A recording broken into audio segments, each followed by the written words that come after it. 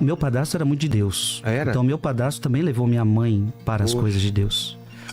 E aí, Vilela, eu também atribuo a minha conversão ao joelho de minha mãe. Eu creio que a oração de uma mãe, ela pode mudar a vida de um filho. Eu vejo por minha mãe, cara. Eu sinto a interferência dela espiritual sempre na minha vida. Sim. Eu acho que, cara, deve ter alguma explicação, né?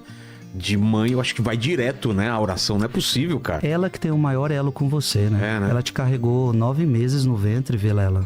Ela tem uma conexão espiritual com você que ninguém tem.